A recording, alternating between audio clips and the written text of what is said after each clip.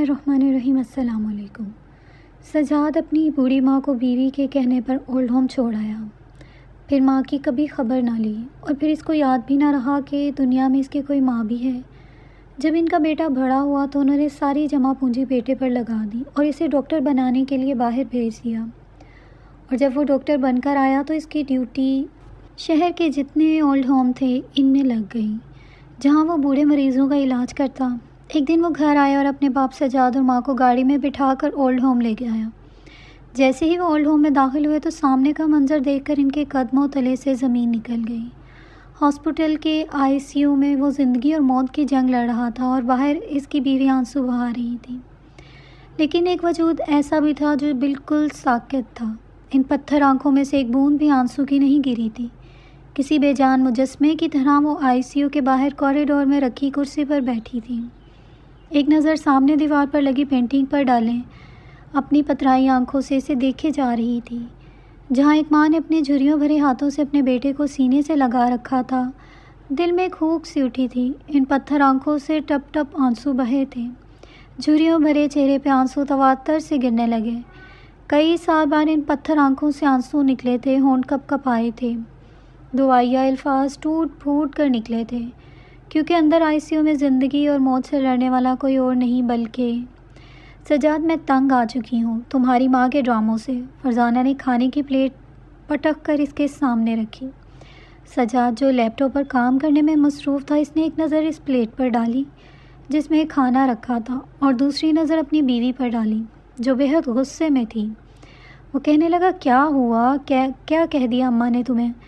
تو وہ کہنے لگی، مجھے بتاؤ اس کھانے میں کیا برائی ہے؟ کبھی کہتی ہیں تم نمک زیادہ کر دیتی ہو، میرا بلڈ پریشر ہائی ہو جاتا ہے، تو کبھی کہتی ہیں تم مرچ زیادہ ڈال دیتی ہو۔ کھا کر بتاؤ کہ کیا برائی ہے اس کھانے میں۔ وہ کہنے لگا کہ میں نے ابھی تو کھایا ہے، اچھا بنا تھا۔ تو وہ کہنے لگی، نہیں، ابھی میرے سامنے اپنی ماں کی پلیٹ سے کھا کے بتاؤ، کیونکہ وہ کہتی ہے میں کھانا ٹھیک نہیں بناتی ہوں، لیکن ان کی پلیٹ میں نمک مرچ مکس کر دیتی ہوں۔ کھاؤ اسے اور مجھے بتاؤ۔ یہ کہتے ہوئے فرزانہ کی آنکھوں سے آنسو بہہ جا رہے تھے۔ سجاد نے گہری سانس لی اور لیپ ٹاپ بند کر کے ایک طرف رکھ دیا۔ پھر اس کا ہاتھ پکڑ کر اسے بیڈ پر اپنے پاس بٹھایا اور کہنے لگا، اب وہ بوڑھی ہو گئی ہیں، ان کا دماغ کام نہیں کرتا، پلیز تم تو سمجھنے کی کوشش کرو۔ وہ کہنے لگی، میں کب تک سمجھتی رہوں اور کیا سمجھوں؟ خدا کے لیے سجاد، پورا دن میں ان کے ساتھ رہ کر ان کی تنقیدی باتیں سن کر پاگل ہو گئی ہوں۔ کیا چاہتے ہو تم؟ کیا میں مر جاؤں یا میں پاگل ہو جاؤں؟ پھر تم سنبھالتے رہنا اپنے بچے۔ فرزانہ سجاد کی نخریلی اور خوبصورت بیوی تھی، اسے ناراض کر ہی نہیں سکتا تھا، تو اس لیے اسے پیار سے کہنے لگا، اچھا پلیز میرے لیے برداشت کر لیا کرو نا۔ کہنے لگی، وہ تو 2 سال سے کر رہی ہوں۔ سجاد، میرا چھوٹا سا بیٹا ہے، میں اس سے دیکھوں یا تمہاری ماں کے چونچلے دیکھوں؟ سجاد نے گہری سانس لی اور بیوی کا ہاتھ چھوڑ دیا اور پھر اس کے آنسو صاف کرنے لگا۔ کہنے لگا، میں اماں کو سمجھاؤں گا۔ تو فرزانہ کہنے لگی، میں جانتی ہوں تم کچھ نہیں کہو گے، تمہاری تو اپنی ماں کے سامنے زبان ہی نہیں کھلتی، بس میں تمہیں مفت کی ملازمہ ملی ہوں جو تمہاری ماں کی خدمتیں بھی کرے اور ان کے نخرے بھی اٹھائے اور باتیں بھی سنے۔ مجھے بتاؤ کہ میں انہیں کیوں کھانے میں مرچ اور نمک تیز کر کے دوں گی، جہاں میں آپ کے لیے کھانا بناتی ہوں؟ آپ کی ماں کے لیے کھانا بنانا میرے سر پر بوجھ تھوڑی ہے، لیکن یہ جو روز روز مجھے پریشان کرتی ہیں، مجھ سے یہ سب برداشت نہیں ہوتا۔ تمہیں پتہ ہے وہ بس سارا دن اپنے کمرے میں بستر پہ لیٹی رہتی ہیں، انہیں ایک ایک چیز کمرے میں چاہیے ہوتی ہے۔ میں بھی انسان ہوں، کوئی مشین تو نہیں ہوں۔ سجاد کہنے لگا، میں سمجھتا ہوں تمہاری ڈیوٹی بہت ہارڈ ہے، رومان بھی ابھی بہت چھوٹا ہے۔ تو کہنے لگے، وہ بھی ٹکنے نہیں دیتا، گود میں چڑھائے رکھو تو چپ ہے ورنہ نہیں۔ سجاد کہنے لگا، اچھا ایسا کرو کہ تم ایک ملازمہ اور رکھ لو۔ کہنے لگی، بات ملازمہ کی نہیں ہے، اور پھر کہاں سے بھرو گے اتنے خرچے؟ کتنی محنت کرو گے سجاد؟ وہ کہنے لگا، پھر کیا کروں؟ میری ماں کا میرے علاوہ اور کوئی دوسرا سہارا جو ہے نہیں، کوئی اور بھائی ہوتا تو میں اس کے حوالے کر دیتا۔ وہ کہنے لگی، ماں کو کہو کہ طریقے سے رہے، مجھے پریشان نہ کریں۔ کہنے لگا، اچھا ٹھیک ہے، تم اپنا موڈ تو ٹھیک کرو، تمہیں پتہ ہے کہ میں آفس سے تھکا ہارا آتا ہوں اور تمہارا خوبصورت چہرہ اور اس کی خوبصورت مسکراہٹ دیکھ کر میری ساری تھکن دور ہو جاتی ہے۔ فرزانہ نے ایک ادا سے اپنے محبوب شوہر کو دیکھا تھا جو واقعی اس سے بہت محبت کرتا تھا وہ پھر اسے نخرے دکھانے لگی، کہنے لگی سجاد کب تک؟ مجھے بتاؤ، تم نے شادی سے پہلے مجھے کتنے خواب دکھائے تھے، کہتے تھے ہنی مون پر جائیں گے، گھومیں گے پھریں گے، لیکن ہماری شادی کیا ہوئی؟ تمہاری ماں تو بستر سنبھال کر بیٹھ گئی، ہم ہنی مون پر بھی نہیں گئے، اس نے ناراضگی دکھائی تھی۔ سجاد کہنے لگا بس اماں کی طبیعت پہلے بھی کچھ ایسی رہتی تھی، کبھی ٹھیک تو کبھی نہیں، تم ہر بات کا الزام میری ماں کو تو مت دو نا، اس نے سمجھانے کی کوشش کی تھی، لیکن وہ ہتھے سے کھٹ گئی اور کہنے لگی مجھے سب سمجھ آتا ہے، یہ سب ذرا ڈرامے بازی ہے ان کی تاکہ ہم ایک ساتھ وقت نہ گزار لیں۔ مجھے بتاؤ جب سے میری شادی ہوئی ہے تم مجھے کتنی بار باہر گھمانے لے کر گئے ہو؟ بتاؤ۔ سجاد نے نظریں جھکائی تھی کیونکہ سچ تو یہی تھا کہ شادی کے 2 سال ہو گئے تھے اور 2 سال میں ایک بار بھی اسے کہیں گھمانے پھرانے لے کر نہیں گیا تھا، کیونکہ رات کو والدہ اکیلی گھر میں ہوتی تھی، اس لیے وہ انہیں اکیلا چھوڑ کے نہیں جا سکتا تھا۔ کہنے لگا چلو اس بار لے جاؤں گا، تو کہنے لگی رہنے دو، تمہاری ماں کا پھر کوئی ڈرامہ شروع ہو جائے گا۔ یہ کہہ کر اس نے پلیٹ اٹھائی اور کمرے سے باہر نکل گئی۔ سجاد کی والدہ کلثوم بیگم کافی عمر رسیدہ تھی، کیونکہ سجاد ان کی شادی کے 18 سال بعد ہوا تھا۔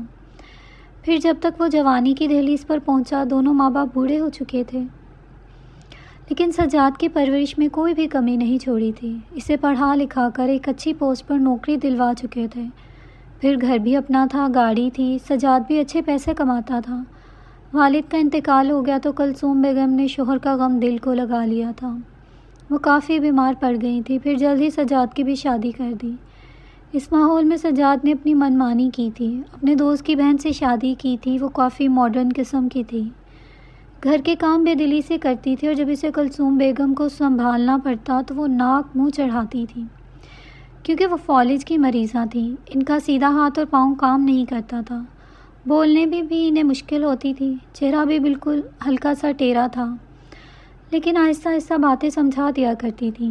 وہ اور تو کوئی نخرہ نہیں دکھاتی تھیں، لیکن کھانا ان سے اپنے ہاتھ سے کھایا نہیں جاتا تھا، اور یہ ذمہ داری شادی کے فوری بعد ہی فرزانہ پر اس وقت آن پڑی جب شادی کے 2 ہفتے بعد وہ ہنی مون کی تیاریوں میں مصروف تھے اور کلثوم بیگم کو فالج کا اٹیک ہو گیا۔ پہلے تو فرزانہ کا منہ بن گیا کہ وہ تو اپنی پیکنگ میں مصروف تھی، لیکن ساس پر فالج کا اٹیک آیا تو اس کا ہنی مون کینسل ہو گیا تھا۔ پھر ساس کا سیدھا ہاتھ اور پاؤں کام نہیں کرتا تھا، انہیں واش روم لے جانے کے لیے بھی فرزانہ کو ہی سہارا دینا پڑتا تھا اور کھانا بھی اپنے ہاتھ سے کھلانا پڑتا تھا۔ پھر نئی نئی شادی تھی، سجاد کی نظروں میں اچھا بننے کے لیے وہ اپنی ہر کوشش کر رہی تھی، لیکن جب کلثوم بیگم کو کھانا کھلاتی تو آدھا ان کے اندر جاتا اور آدھا باہر گر جاتا تھا، کھانا ان کے ہونٹوں سے باہر نکل کر پھیل جاتا تو کراہت کا اظہار کرتی تھی، کہتی تھی میرا دل متلانے لگتا ہے، آپ خود کیوں نہیں کھا لیتی؟ وہ بیچاری بے بس آنکھوں سے اپنی بہو کی طرف دیکھتی اور ٹوٹے پھوٹے الفاظوں میں کہتی کہ میرا کیا قصور ہے، میں بے بس ہوں، میرے اختیار میں ہو تو میں خود کھا لیا کروں، لیکن پھر کبھی کلثوم بیگم ہمت نہیں ہارتی تھی، کوشش کرتی تھی کہ خود سے اپنا کام سر انجام دیں، لیکن سیدھا ہاتھ ہی کپ کپاتا رہتا تھا، ایک چائے کا کپ تک پکڑ نہیں سکتی تھی، نہ ہی چمچ پکڑ سکتی تھی۔ اس بے بسی میں وہ بہت ہی محتاج ہو چکی تھیں، لیکن جس طرح سے وہ ناک منہ چڑھاتی تھی، تکلیف تو اس میں کلثوم بیگم کو بھی ہوتی تھی۔ اکثر رات کا کھانا سجاد ہی اپنی ماں کو کھلاتا تھا، لیکن آج کل اسے آفس کا کام بہت زیادہ کرنا پڑ رہا تھا، اس لیے گھر آ کے بھی لیپ ٹاپ پر مصروف ہو جاتا۔ ابھی چند ماہ ہی گزرے تھے کہ فرزانہ بھی امید سے ہو گئی، تو سجاد نے ایک ملازمہ رکھ لی۔ اب تو کلثوم بیگم ملازمہ کے رحم و کرم پر تھیں، لیکن کھانا فرزانہ کو ہی بنانا پڑتا تھا۔ پھر وہ دل ہی دل میں یہ بھی خواہش رکھتی تھی کہ اللہ کرے اس کی ساس مر جائے تاکہ مصیبت بھی اس کے سر سے اترے، اس لیے کبھی ان کی پلیٹ میں نمک زیادہ کر دیتی تو کبھی مرچ، اور پھر پلیٹ کا سالن مکس کر کے ان کو کھلا دیتی تھی۔ جب تیز نمک مرچ ان کے حلق سے اترتا تو وہ ہاتھ سے پلیٹ پیچھے کر دیتی تھی، ماتھے پر بل ڈال لیتی اور ٹوٹے پھوٹے لفظوں میں کہتی تھی کہ یہ کیا کیا ہے تم نے، اتنا تیز نمک اور مرچ ہے، پہلے ہی بلڈ پریشر شوٹ ہونے کی وجہ سے مجھ پر فالج کا اٹیک آیا ہے اور تم ہو کہ مزید مجھے اذیت دیے جا رہی ہو۔ لیکن فرزانہ اس بات کا الٹا ہی مطلب لیتی تھی اور کہتی تھی کہ آپ مجھ پر الزام لگا رہی ہیں۔ خیر اس عرصے میں یہ ہوا تھا کہ فرزانہ نے سجاد کو اپنے قابو میں کر لیا تھا۔ وہ فرزانہ کی ہی بات کو سچا سمجھتا تھا۔ ماں کے پاس بیٹھتا اور اگر ماں کبھی فرزانہ کی برائی کر ہی دیتی تو وہ ماں کو تو کچھ نہیں کہتا تھا، لیکن فرزانہ سے یہی کہتا تھا کہ اماں اب کافی بوڑھی ہو گئی ہیں، اس لیے میں ان کی باتوں کا اثر نہیں لیتا۔ وہ چاہتا تھا کہ گھر کا ماحول خراب نہ ہو، لیکن فرزانہ سے اب اپنی ساس برداشت نہیں ہوتی تھی۔ ایک بار تو اس نے پورا دن اپنی ساس کو کھانا ہی نہیں دیا۔ وہ بیچاری بھوکی ہی کمرے میں بیٹھی فرزانہ فرزانہ پکارتی رہی۔ کلثوم بیگم بے بس سی آنسو بہانے لگی۔ صبح سے حلق خشک تھا، سائڈ ٹیبل پر گلاس بھی موجود تھا اور جگ بھی، لیکن طاقت اتنی نہیں تھی کہ جگ میں سے پانی گلاس میں ڈال کر پی لیتی۔ لیکن آج تو فرزانہ نے کان لپیٹ لیے تھے۔ وہ جان گئی تھی کہ سجاد اس کی بات کو ہی سچا مانتا ہے، اس لیے اب اسے ساس کی پرواہ نہیں تھی۔ وہ چاہتی تھی کچھ بھی ہو اس کی ساس مر جائے۔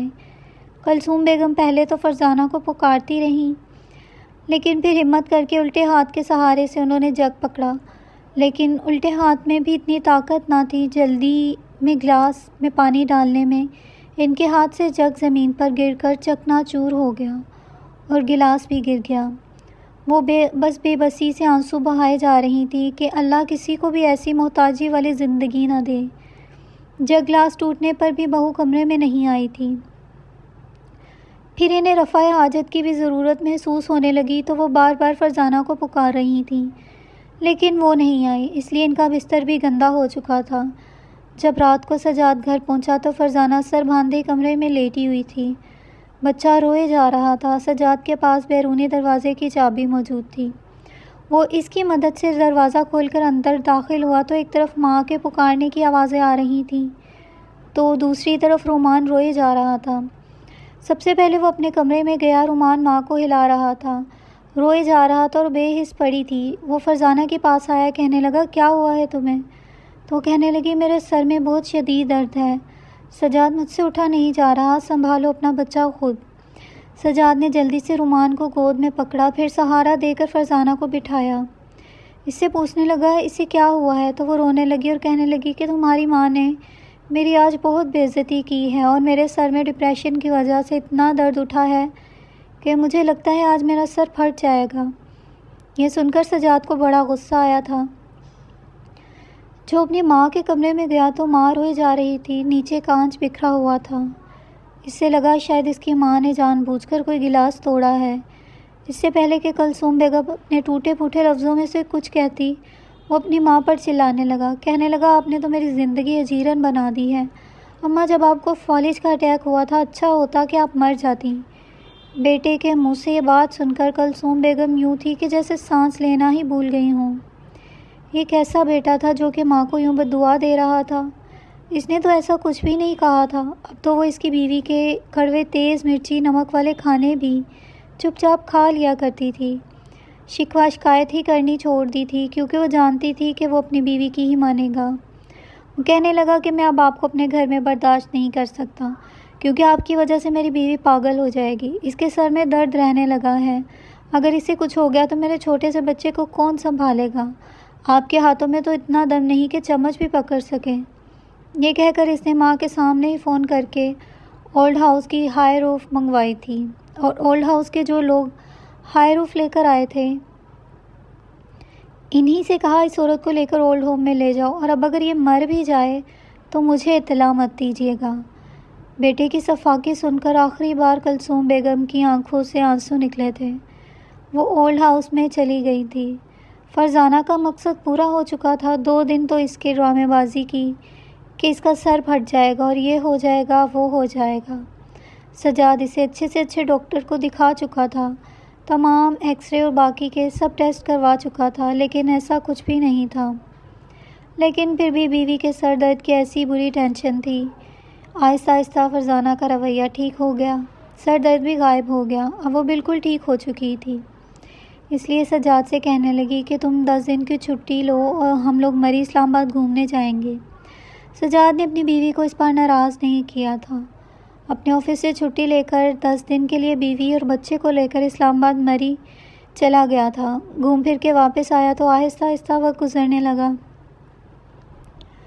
فرزانہ کا راج پورے گھر پر تھا۔ بیٹے کو اچھے اور مہنگے اسکول میں ڈالا، ساس کے کمرے کا سارا سامان اس نے باہر پھینکوا دیا تھا اور وہ کمرہ اپنے بیٹے کے لیے سجایا تھا۔ جیسے ہی بیٹا کچھ بڑا ہوا، اس کا کمرہ الگ بنا دیا جس میں ہر قسم کی آسائش موجود تھی۔ وقت گزرنے لگا، اب اس کا بیٹا بڑا ہونے لگا تھا، انگلش میں بات کرتا تھا۔ فرزانہ بہت خوش تھی، اپنے بیٹے کی ہر خواہش انہوں نے پوری کی تھی۔ جیسے ہی اس نے 10ویں جماعت پاس کی اور میڈیکل میں داخلہ لیا تو اس دن سجاد اور فرزانہ بہت خوش تھے۔ MBBS بھی اس نے کراچی کی ٹاپ یونیورسٹی میں کیا تھا، لیکن اس کے بعد وہ مزید کورس کرنے کے لیے بیرون ملک چلا گیا۔ 3 سال بعد آیا تھا تو اس کی ڈیوٹی ہاسپٹل میں لگ گئی تھی۔ فرزانہ کا ارادہ تھا وہ ایک پرائیویٹ ہاسپٹل اپنے بیٹے کو کھلوا کر دے اور اس کے لیے سجاد نے انتھک محنت کی تھی، دن رات ایک کرنے لگا تھا۔ وقت سے پہلے ہی اس کے سر کے بال سفید ہو گئے تھے۔ جگہ وہ خرید چکا تھا، ہاسپٹل کی تعمیر کروا رہا تھا، جب اچانک سے اس کا BP شوٹ کر گیا اور وہ فالج کا مریض ہو گیا تھا۔ یہ سب ہونے کے بعد سجاد تو جیسے بالکل اپنی زندگی سے مایوس ہو کر رہ گیا تھا۔ فرزانہ کی بھی جیسے اب جان نکلی تھی۔ شوہر کی حالت کو دیکھ کر وہ روئے جا رہی تھی۔ رومان نے ماں کو بہت تسلی دی تو کہنے لگی تمہارے باپ کی اتنی عمر بھی نہیں تھی، کم عمری میں اتنا بڑا حادثہ کیسے ان کے ساتھ پیش آ گیا؟ رومان کہنے لگا اماں آپ کیوں ٹینشن لیتی ہیں، آزمائشیں اللہ کی طرف سے ہی آتی ہیں، اس لیے آپ پریشان نہ ہوں۔ لیکن فرزانہ کو کہاں چین تھا، کہتی تھی کہ یہ بہت بڑا غم اور صدمہ آ گیا ہے ہم پر۔ بہرحال ابھی رومان کے ہاسپٹل میں اس کی تنخواہ بہت زیادہ نہ تھی جہاں وہ کام کر رہا تھا، اس لیے اس نے پارٹ ٹائم میں اولڈ ہاؤس میں جا کر وہاں کے مریضوں کا علاج شروع کر دیا۔ رات دیر تک وہ وہاں ڈیوٹی دیتا تھا کیونکہ باپ اب کچھ بھی کمانے کے قابل نہیں رہا تھا بلکہ محتاج ہو گیا تھا۔ بستر پر لیٹے لیٹے سجاد میں چڑچڑاپن آ گیا تھا، زبان سے صحیح لفظ ادا نہیں ہوتے تھے تو غصہ آتا تھا۔ وہ کبھی اپنی بے بسی پہ رونے لگتا، فرزانہ ہی اسے واش روم لے کر جاتی تھی، کھانا بھی اپنے ہاتھ سے کھلاتی تھی۔ اس کی وہی حالت ہو چکی تھی جو کبھی کلثوم بیگم کی تھی، لیکن اب اسے کراہیت کا احساس نہیں ہوتا تھا کیونکہ وہ اس کا دل عزیز شوہر تھا جس نے اس کی زندگی میں آسانی لانے کے لیے اپنی ماں تک کو اولڈ ہاؤس بھیج دیا تھا۔ آج سجاد کو اس کی ضرورت تھی۔ انہیں دنوں رومان بھی کافی دیر سے گھر آتا تھا اور آ کر باپ کی خدمت کرنے کی کوشش کرتا، لیکن فرزانہ سجاد کو سنبھال کر ہلکان ہونے لگی تھی۔ پھر اس کا ہر وقت کا چڑچڑاپن، فرزانہ کے سر میں ٹینشن کی وجہ سے اب بہت درد رہنے لگا تھا۔ ایک بار فرزانہ اپنے کمرے میں سو رہی تھی اور سجاد دوسرے کمرے میں تھا۔ جب اسے پیاس لگی تو اس نے فرزانہ کو پکارنا شروع کیا، لیکن فرزانہ گہری نیند میں سو رہی تھی۔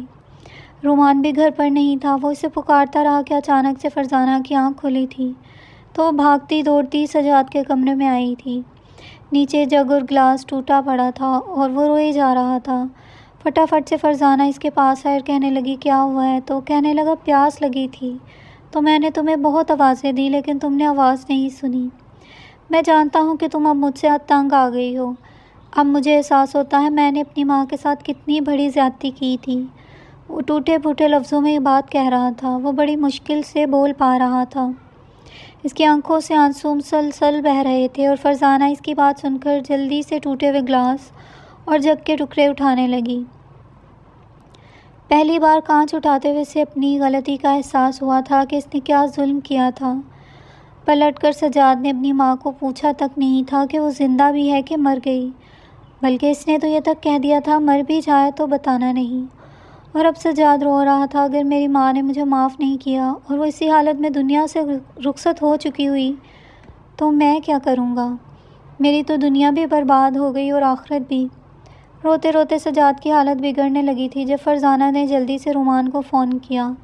رومان گھر پر آیا تو کافی چپ چپ تھا، اپنے والد کو بڑی عجیب نظروں سے دیکھ رہا تھا۔ اس نے اپنے والد کا بلڈ پریشر چیک کیا تھا، پھر دوائی کھلائی، پھر اس کے پاس بیٹھ کر کہنے لگا کہ بابا میں نے اولڈ ہاؤس میں ایک عورت کو دیکھا ہے، بہت بوڑھی ہو چکی ہے، پورا چہرہ پورا وجود جھڑیوں سے بھر گیا ہے، کسی سے بات نہیں کرتی، کچھ بولتی نہیں ہے، کوئی کھانا کھلا دے تو کھا لیتی ہے ورنہ چپ چاپ پڑی رہتی ہے۔ میں کافی عرصے سے بات کرنے کی کوشش کر رہا تھا۔ میں نے اس کے ہاتھ میں ایک تصویر دیکھی تھی جسے وہ ہر ایک سے چھپاتی رہتی تھی اور جب اس تصویر کو دیکھتی تو گھنٹوں دیکھتی رہتی۔ جب میں نے ان سے پوچھا کہ اماں جی کس کی تصویر ہے، مجھے دکھائیں تو مجھے نہیں دکھاتی تھی۔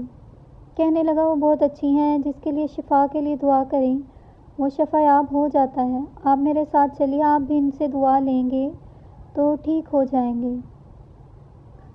لیکن سجاد کہنے لگا کہ نہیں، میں جانتا ہوں میری ماں کے سوا مجھے کوئی بھی چیز شفا نہیں دے سکتی۔ لیکن رومان کے اصرار کرنے پر اور فرزانہ کے بار بار کہنے پر وہ اسی اولڈ ہاؤس میں چلا گیا۔ اس نے جب اولڈ ہاؤس کو دیکھا تو اس کے تو ہوش اڑ گئے تھے، کیونکہ یہ وہی اولڈ ہاؤس تھا جہاں اس نے اپنی ماں کو بھجوایا تھا۔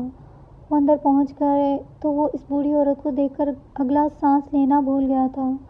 وہ خود ویل چیئر پر تھا جب رومان اسے بوڑھی عورت کے پاس لے کر آیا اور کہنے لگا کہ اماں جی یہ آپ کا بیٹا ہے جس کی تصویر آپ گھنٹوں دیکھتی تھی۔ یہ سن کر اس عورت نے سجاد کی طرف دیکھا۔ سجاد یہ دیکھ کر ہی اپنی آنکھیں جھپکنا بھول گیا تھا۔ فرزانہ اپنی جگہ شرمندہ تھی۔ رومان کہنے لگا میں ان کے ہاتھ میں پکڑی تصویر دیکھ چکا تھا، اس لیے مجھے یہ جاننے میں دیر نہیں لگی یہ کون ہے، کیونکہ مجھے یہاں کے اسٹاف نے بتایا تھا کہ اپنے بیٹے کی تصویر ہر وقت دیکھتی رہتی ہیں، اور مجھے تو دکھ ہی بس اس بات کا ہوا کہ میرے باپ نے اپنی ماں کو اولڈ ہاؤس کیوں بھیجا تھا۔ رومان کی آواز میں بھی نمی آ چکی تھی۔ وہ کلثوم بیگم سے کہنے لگا دادی آپ ہمارے ساتھ گھر چلیں۔ فرزانہ نے بھی کہا آپ ہمارے ساتھ گھر چلیں، تو وہ کہنے لگی نہیں، اور ساتھ ہی نفی میں سر ہلانے لگی۔ آنکھوں میں جو شکوہ تھا اسے سجاد ہی جان سکتا تھا کہ کیسے اس نے منہ کھول کر یہ کہہ دیا تھا کہ جب آپ کو فالج کا اٹیک ہوا تھا اچھا ہوتا آپ مر جاتی۔ اس جملے کی بازگشت نے سجاد کے سینے میں درد کی ٹھیس اٹھائی تھی کہ وہ دل پکڑ کر بیٹھ گیا۔ اس کی حالت بھی خراب ہونے لگی تھی۔ کلثوم بیگم کے دل کو جھٹکا سا لگا تھا۔ رومان فوراً اسے لے کر ہاسپٹل جانے لگا تو کلثوم بیگم بھی بستر سے اٹھ کر لہراتے ہوئے چلتے ہوئے گاڑی میں بیٹھ گئی تھی۔ وہ آئی سی یو کے باہر بیٹھی تھی اور سامنے ہی اسی تصویر کو دیکھ کر انہیں اپنے بیٹے کی ہر غلطی کو آنسوں کے ذریعے بہا کر معاف کر دیا تھا۔ جب وہ گھر سے نکلی تھی تو سوچ چکی تھی کبھی معاف نہیں کریں گی، لیکن ماں تو ماں ہوتی ہے۔ بیٹے کو تکلیف میں دیکھ کر ان کا بھی دل پسیج گیا تھا، اس لیے کپ کپاتے ہونٹوں سے اللہ کے حضور دعا کرنے لگیں۔ پھر کچھ ہی دیر بعد ڈاکٹر آئی سی یو سے باہر آئے اور کہنے لگے اب سجاد خطرے سے باہر ہے۔ ماں کی دعاؤں نے آج بھی بیٹے کو موت کے منہ سے نکال دیا تھا، کیونکہ ماں کی دعا میں بہت اثر ہوتا ہے۔